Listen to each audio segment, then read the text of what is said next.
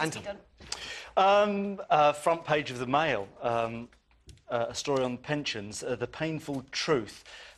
Just a couple of headlines at the top here. 96% of final salary schemes are doomed.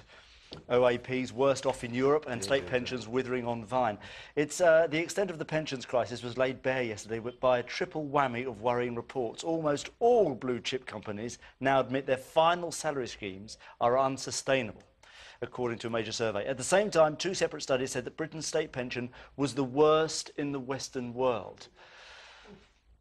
I feel sorry for the guys. It used to be a situation in the UK where the slogan was a job for life. Yeah. And then when you retire, you have your pension and you live on comfortably.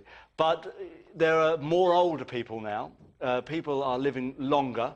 And big companies can't sustain it. So what they're doing is they're just stopping them. One of the reasons they can't sustain it, of course, is the terrible incompetence of the banking system. Exactly. That has wiped billions off their pension funds. 100 years ago, I used to work. This will be the same banking funds where we now employ bankers on £15 million packages. Exactly. Those people. It's quite interesting how his package has gone up £5 million in 2 days. Yeah. He hasn't started working yet. Those bonuses are rather fabulous, aren't they? I'll have to get one of those. The thing is, as you said, there's more and more pensioners, but there are also more and more B&Q stores, you know? Yeah.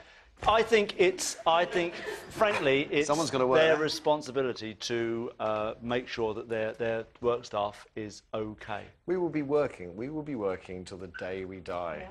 Yes, that is what will happen. You'll have to, because your water bill will be over £1,000 soon. Your power bills together will be £5,000. You'll have to pay for your own medical bills, and we're going to look back at 30 or 40 years ago as being a golden age. When we believed in the National Health Service and we all believed that we would have a pension.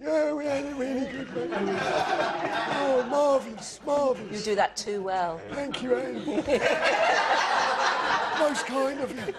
Have you got anything else then, Anton? Just a worrying rash.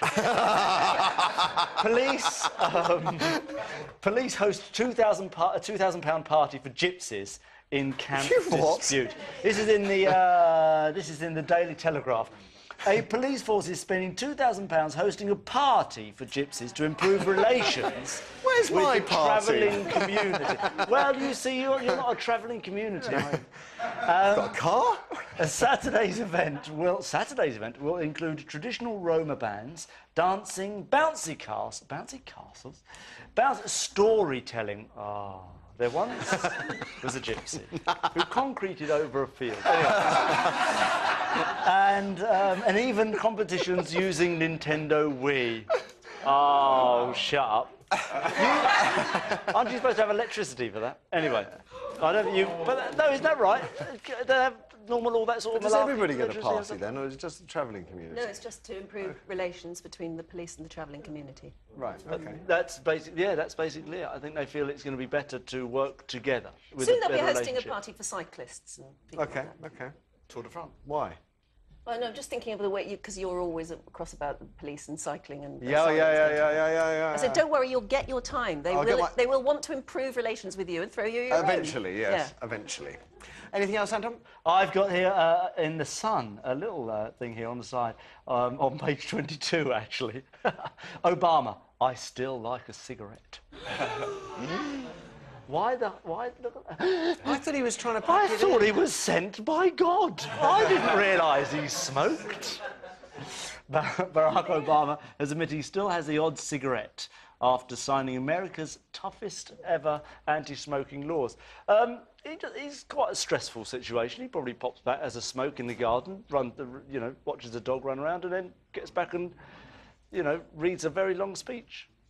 Something like that. I mean, I can't hide the fact I'm disappointed. Well, I still like him. I think he's a good fellow myself. But yeah. This is lovely, actually.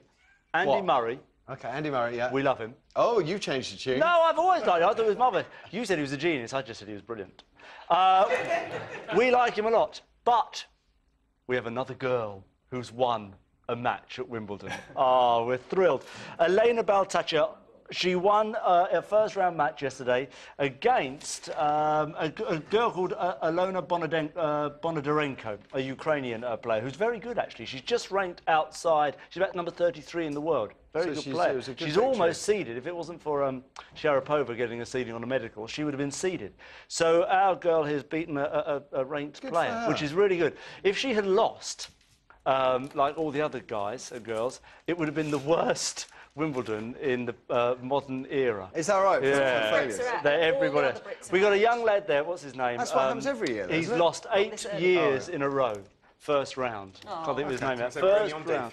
Yeah. Wild cards every time, but he's lost every one. He's going for a record wrap 9. up the papers. I saw this on page 30 of the Daily Mail. Boy survives in the wilderness. You'll like this as well, Ben. Thanks to bear. A boy of 9, lost alone in the wilderness for 24 hours, survived using tips learned from Bear Grylls. He checked into a Holiday Inn. Boom, boom. After the